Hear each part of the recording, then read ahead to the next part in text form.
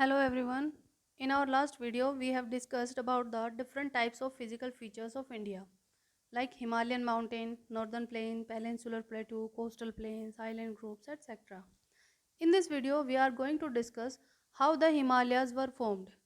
But before we begin, I must tell you that we have have been different opinions about the process and the phases of the uplifting of the Himalayas. But most of the thinkers and geographians came to the same point at a time. Alright, let's begin. But before we start, let's discuss our area of focus. कि अब इस video में हम क्या क्या देखने वाले हैं. Okay, so first of all, we need to know about the supercontinent Pangaea and the related concept that we need to know to understand about the formation of Himalayas. Okay, and then we need to know about the Tethys Sea and where it was located, and then we look at the time scale and the process and the direction of the movement of Indo-Australian plate towards the Eurasian plate. Okay, and last and final देखेंगे the process of formation of Himalayas कि कैसे plates collide हुई थी और कैसे हिमालयाज बने थे. Okay, so basically इस टॉपिक में कुछ ज़्यादा मुश्किल नहीं है, बल्कि कुछ इंटरेस्टिंग टॉपिक होंगे और कुछ बेसिक कॉन्सेप्ट्स आएंगे, उन्हें हम साथ के साथ डिस्कस करते चलेंगे. ओके, सो नेक्स्ट, इस पूरे प्रोसेस को समझने से पहले आपको पता होना चाहिए दैट हिमालयाज के जो एडजॉइनिंग एरियाज है कौन कौन से हैं. Okay, so if we draw the Indian Peninsula, this is Indian Peninsula. Okay, so अगर इसमें हम हिमालयाज को ड्रॉ करते हैं, here is हिमालयाज और this part was Tibetan Plateau. Okay, this part was Tibetan Plateau जो कि यूरेशियन प्लेट का पार्ट था, यूरेशियन प्लेट या फिर Angara land. Okay, and this जो इंडियन पेनिनसुला था, this was the part of Gondwana land, जिसको हम आगे देखेंगे. ओके, अब ये यूरेशियन प्लेट या लॉरेंशियन प्लेट अंगारा लैंड क्या है, ये हम आगे देखेंगे. And we try and understand the structure of Pangaea. लेकिन उस प्रोसेस को समझने के लिए सबसे पहले आपको एक ओवरव्यू होना ज़रूरी है that the Himalayas were formed due to the collision of the southern Indian peninsula, which is the part of Indo-Australian plate and which was part of Gondwana land. Okay, let's see, which was part of and it collides with the Eurasian plate, which was part of which is the part of Laurentian plate or the Angara land plate.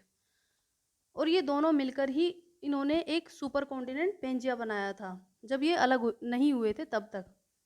Okay, अब अगर दोनों plates का collision हुआ है तो हमें इसके collision का प्रोसेस समझना है.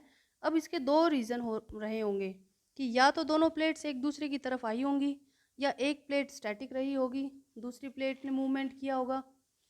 Basically the Eurasian plate was static and the Indian plate वो collide with the Eurasian plate. Okay, जो इंडियन प्लेट है उसने कोलाइड किया होगा उसने कोलाइड किया था किसके साथ में, यूरेशियन प्लेट के साथ में. ओके, जैसे कि हमने कहा कि इंडो ऑस्ट्रेलियन प्लेट इन यूरेशियन प्लेट से कोलाइड हुई थी. इसका मतलब था कि पहले ये अलग रही होंगी, लेकिन इससे भी पहले की अगर बात करें, रफली about 225 million years ago all the continents were part of the supercontinent which was known as Pangaea. Okay, इसमें आपको सभी कंट्रीज एक साथ नज़र आएंगी, जितनी भी कंट्रीज है पूरे वर्ल्ड में वो सारी की सारी एक साथ नज़र आएंगी आपको. फिर धीरे धीरे ये एक दूसरे से डिटैच होना शुरू हो गए, एक डिसइंटीग्रेशन प्रोसेस स्टार्ट हुआ एंड रफली अबाउट 150 मिलियन ईयर्स अगो ये सारे अलग होना शुरू हो गए और लगभग 70 मिलियन ईयर्स पहले Indian peninsula started moving towards the Eurasian plates. Okay, जो इंडियन पेनिनसुला था उसने मूवमेंट स्टार्ट करी यूरेशियन प्लेट की तरफ। ओके, देन अब इंडो ऑस्ट्रेलियन प्लेट इसलिए बोलते हैं इसे बिकॉज ऑस्ट्रेलिया और इंडिया एक साथ अलग हुए थे, बट बाद में अलग अलग हो गए थे दोनों। अब अगर इसमें देखते हैं हम, तो इंडिया और ऑस्ट्रेलिया यहाँ पर जब डिटैच होना शुरू हुए थे गोंडवाना लैंड से, तो दोनों के दोनों एक साथ थे यहाँ पर। लेकिन धीरे धीरे इंडिया जो था वो नॉर्थ की तरफ मूवमेंट करने लगा और ऑस्ट्रेलिया ईस्ट की तरफ, और अपनी करंट लोकेशन पर पहुंच गया बाद में। ओके, जब हमें पता चल गया कि इंडियन प्लेट यूरेशियन प्लेट से टकराई थी, तो इसका भी टाइम फ्रेम समझ लेते हैं। But before we do that, हम समझ लेते हैं कि लोरेशिया, अंगारा लैंड, गोंडवाना लैंड, पेंजिया क्या थे। बेसिकली जो नॉर्थ अमेरिका, यूरोप, जो north America, this is Europe, north America, ये जो पार्ट है, एशिया, ये सारे पार्ट जो थे, दिस वाज अंगारा लैंड और लोरेंशिया। और जो बाकी का बचा हुआ हिस्सा था, Africa, south America, Australia, India and Antarctica, this was the part of Gondwana land. Okay, but धीरे धीरे ये सारे के सारे अलग होना शुरू हो गए थे। अब जैसे जैसे अंगारा लैंड एंड गोंडवाना लैंड अलग होते गए, इनके बीच में एक एक एक सी बन गया। पहले एक साथ थे सारे, उसके बाद जब धीरे धीरे जब दोनों अलग होने लगे, तो इनके बीच में एक सी बन गया। This sea was known as Tethys sea. Okay, so अब उस सी में क्या होता था कि जो एशिया से, अफ्रीका से, इधर से जो रिवर्स बह के आती थी, वो अपने सेडिमेंट्स जमा करती थी वहाँ पर। अब जब सेडिमेंट्स जमा हो रहे थे वहाँ पर, तो जो सी बेड था वो फिल हो रहा था, और दूसरी तरफ से इंडियन प्लेट जो थी उसका मूवमेंट स्टार्ट हो गया था। कहाँ पर? नॉर्थ की तरफ। ओके, सो जो इंडिया था वो धीरे धीरे मूवमेंट कर रहा था ऊपर। इंडिया अब लगभग 50 मिलियन ईयर्स पहले इंडो ऑस्ट्रेलियन प्लेट जो वो कोलाइड हुई थी यूरेशियन प्लेट के साथ। अब देखते हैं इसके बारे में किस तरीके से इंडिया का मूवमेंट हुआ था। इंडिया जो था यहाँ से अलग होने के बाद में आगे बढ़ा, लगभग उसे टाइम लगा 70 मिलियन ईयर्स पहले उसने स्टार्ट किया था इंडिया जो था नॉर्थ की तरफ मूवमेंट करना, और लगभग 50 मिलियन ईयर्स पहले इंडो ऑस्ट्रेलियन प्लेट जो थी वो जा करके यूरेशियन प्लेट के साथ में कोलाइड हो गई। ओके, अब देखते हैं कि जो सबडक्शन स्टार्ट हुई थी वो लगभग 50 मिलियन ईयर्स पहले हुई थी, और इंडिया की जो करंट लोकेशन है वहाँ तक लगभग 10 से 15 मिलियन ईयर्स पहले वो पहुँचा। अब समझते हैं कि किस तरीके से जो था कंप्रेशन हुई थी, या किस तरीके से जो हिमालयन माउंटेन्स था वो बना। ओके, तो अब देखते हैं हम प्लेट बाउंड्रीज के बारे में, क्योंकि जो हमारी प्लेट थी इंडो ऑस्ट्रेलियन प्लेट, उसने मूवमेंट किया और दूसरी तरफ जा करके किससे टकराई? यूरेशियन प्लेट के साथ में। अब वो मूवमेंट कैसे स्टार्ट हुई थी, वो कौन सी बाउंड्री थी? 3 टाइप्स की बाउंड्रीज होती है प्लेट बाउंड्रीज। एक होती है डाइवर्जन बाउंड्री, एक होती है कन्वर्जन बाउंड्री, और एक होती है ट्रांसफॉर्म बाउंड्री। अब इसमें क्या क्या होता है तीनों बाउंड्रीज में, लेट्स सी। सबसे पहले डाइवर्जन बाउंड्रीज में क्या होता है, दो प्लेट्स जो होती है एक दूसरे से दूर जा रही होती हैं, this is called diversion plate boundary. दूसरा होता है ट्रांसफॉर्म, जो दो प्लेट्स होती हैं वो एक दूसरे से डिफरेंट डायरेक्शन में जा रही होती है, जैसे आप इसमें देख सकते हो, this is called transform plate boundaries. Okay, next और फिर लास्ट आता है जिसकी वजह से हमारा जो हिमालयन माउंटेन था वो बना, कन्वर्जेंट, 2 प्लेट्स कोलाइड्स, जब 2 प्लेट्स जो होती हैं वो कोलाइड करती हैं। ओके, अब आगे देखते हैं कि किस तरीके से हमारा इंडिया बना होगा या कैसे कोलिजन हुआ था। Let's see. अब देखो कि जो इंडियन पेनिनसुला था वो किस तरीके से आगे बढ़ा और जा करके यूरेशियन प्लेट से टकराया। अब यूरेशियन प्लेट से टकराया तो इंडियन पेनिनसुला जो था वो इंडिया की जो इंडियन प्लेट जो थी वो कैसी थी, वो डेंस थी।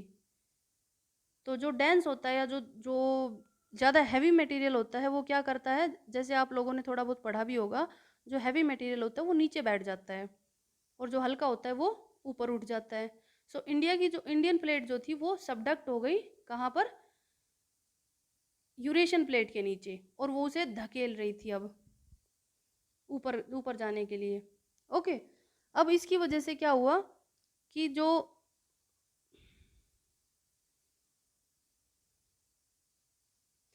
इंडियन प्लेट ने धकेला यूरेशियन प्लेट को, तो उस वजह से जो नीचे का हिस्सा था वो ऊपर उठने लग गया यूरेशियन प्लेट का। अब अगर यहाँ पर माउंटेन बना तो क्या हो गया, यहाँ पर माउंटेन बना या फिर ये ऊपर उठा ये वाला हिस्सा, तो इसको क्या कहेंगे हम, एंटीक्लाइन। इसको क्या कहेंगे हम, एंटीक्लाइन। और जो नीचे वाला हिस्सा गया, ये वाला हिस्सा, क्योंकि इसने इसको धकेला है नीचे की तरफ से ऊपर, तो ये मुड़ गया यहाँ से, तो इसको क्या कहेंगे हम, सिंक्लाइन। ओके, सो आगे देखते हैं हम ये किस तरीके से हुआ, जो ऊपर वाला हिस्सा था यहाँ पर माउंटेन कैसे बन गया। अब जब हमने देखा था, यहाँ पर देखा था हमने कि जो यहाँ पर टेथिस सी था, इस एरिया में जो टेथिस सी था यहाँ पर सेडिमेंट्स जमा हो रहे थे, और जैसे ही इंडियन प्लेट आई उसने यूरेशियन प्लेट के साथ में उसकी टक्कर हुई, तो जो सेडिमेंट्स थे वो फोल्ड हो गए या कंप्रेस हो गए और वो ऊपर उठ गए, ये वाला हिस्सा। ओके, अब इस प्रोसेस को समझने के लिए हम एक छोटा सा डायग्राम ड्रॉ करते हैं कि जैसे मान लो कि 3 पार्ट्स हैं, ये लेयर्स हैं अर्थ की। अब अगर हम इनको कंप्रेस करते हैं तो क्या होगा, कंप्रेस होगा तो ये क्या करेंगी, ये मुड़ना शुरू हो जाएंगी इस तरीके से। तो जो ये वाला ऊपर वाला हिस्सा है इसको क्या कहेंगे, एंटीक्लाइन, यानी कि फोल्ड हो जाएगा, ये ऊपर उठ जाएगा, और एक हिस्सा जो है वो नीचे की तरफ दब जाएगा, इसे कहेंगे हम syncline. Okay, I hope you understand this. अब अगर आपसे कोई ये पूछ ले that how the Himalayas were formed due to geosyncline process, तो आप आसानी से ये सारी प्रोसेस समझा सकते हो कि किस तरीके से फोल्डिंग हुई या फोल्डिंग होती है, कंप्रेशन होता है, और ये वाला जो हिस्सा जो है ये नीचे चला जाता है, ये वाला हिस्सा ऊपर उठ जाता है, सेडिमेंट्स जो होते हैं फोल्डिंग हो जाती है, किस तरीके से फोल्डिंग होती है। ओके, तो अब देखते हैं कि Himalayas were formed in parts because of subduction जो था वो 3 फेजेस में हुआ, इसीलिए जो हिमालयाज था, हिमालयाज जो हैं वो भी पार्ट्स में बने। किस तरीके से, देखो जैसे इंडो ऑस्ट्रेलियन प्लेट थी वो नीचे की तरफ गई, सबडक्ट हो गई, और जो यूरेशियन प्लेट थी वो ऊपर उठ गई, जिसकी वजह से फोल्ड माउंटेन बने। अब जो सबडक्शन था वो पार्ट्स में हुआ, इसी वजह से अलग अलग जो 3 रेंजेस बनी हैं, और अभी भी ये जो सबडक्शन है वो प्रोसेस चल रही है, और इस वजह से जो हमारे जो हिमालयन माउंटेन्स है वो क्या होते हैं, वो राइज होते जा रहे हैं, वो बढ़ते जा रहे हैं, ऊपर उठते जा रहे हैं। अब जो था क्या, अब अगर कहीं से माउंटेन उठा है या फिर कोई कहीं पर जो लैंड है वो ऊपर आई है, तो ऊपर आई है कहीं पर इसकी वजह से कोई हिस्सा नीचे भी गया होगा, तो वो नीचे वाला हिस्सा क्या बना, वो बना नॉर्दर्न प्लेन्स। ओके, सो नॉर्दर्न प्लेन्स यहाँ पर एक सिंक्लाइन बन गया था। अब इस सिंक्लाइन को भरा किसने, जो हिमालयन माउंटेन बना उसमें से जो रिवर्स आई, वो रिवर्स अपने साथ सेडिमेंट्स लेकर के आई और उन्होंने यहाँ पर जमा करना शुरू कर दिया, और आपके जो फर्टाइल नॉर्दर्न प्लेन्स है उनका फॉर्मेशन हुआ। ओके,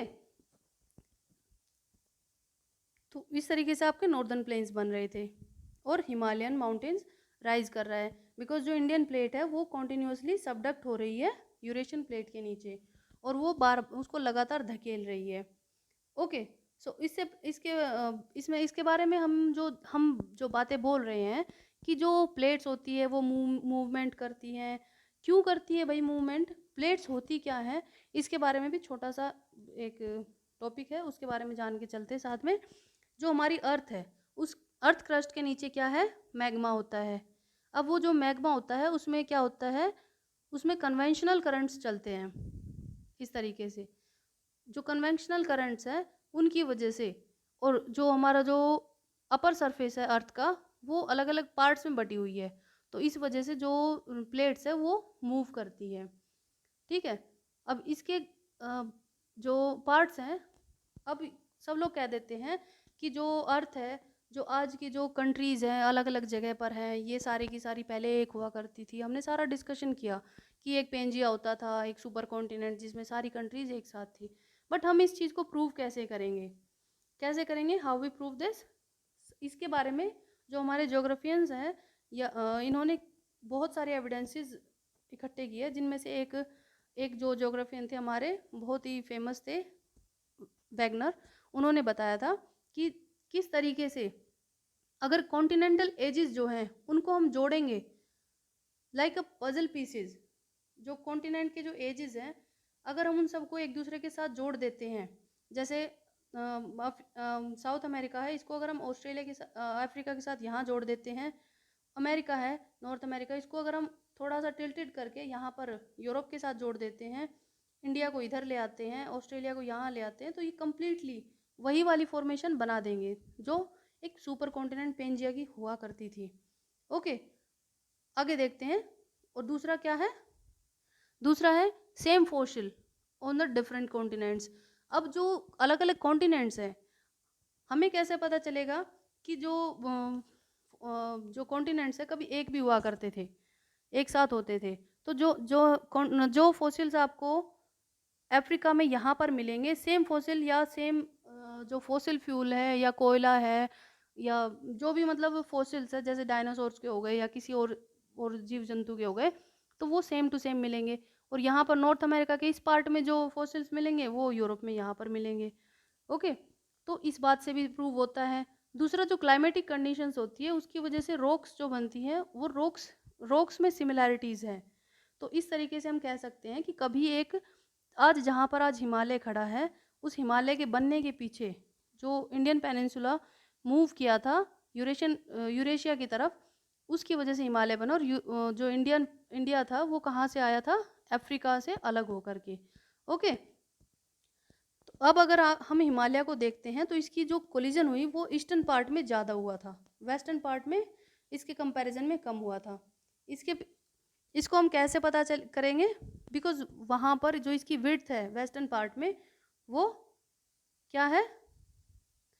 कम है, वो ज़्यादा है। अगर हम वेस्टर्न पार्ट में हिमालयाज़ की विड्थ देखते हैं यहाँ पर, तो यहाँ पर 500 के करीब विड्थ है, 500 किलोमीटर, जबकि ईस्टर्न पार्ट में इसकी विड्थ जो है वो 200 किलोमीटर के लगभग है। मीन्स कि जो ईस्टर्न पार्ट है वहाँ पर हिमालय जो इंडियन पेनिनसुला था उसका कोलिजन ज़बरदस्त तरीके से हुआ था, मतलब वहाँ पर कंप्रेशन ज़्यादा हुआ था। ओके, नाउ वी नो कि हम यहाँ जहाँ पर टेथिस सी था या नहीं था, इसका प्रूफ मिलता है। हम कुछ लोग पूछते हैं कि क्या टेथिस सी था या नहीं था, इसके बारे में भी प्रूव कर सकते हैं। कैसे?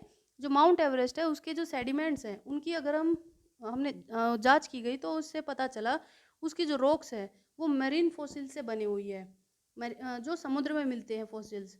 तो समुद्र, अब भाई माउंट एवरेस्ट के ऊपर समुद्र कहाँ से आया? तो जब जो हमारा टेथिस था वो कंप्रेस हुआ था, उसके जो फॉसिल्स थे वो माउंट एवरेस्ट पे चले गए। और दूसरा एग्जाम्पल देखते हैं काराकोरम रेंजेस का। जो काराकोरम रेंजेस है वो बेसोल्टिक है। तो बेसोल्ट कहाँ मिलता है? ओशनिक प्लेट जो होती है वो बेसोल्ट की बनी होती है। ओके, तो इसी के साथ आज का टॉपिक ख़त्म होता है। आई होप यू अंडरस्टैंड दिस।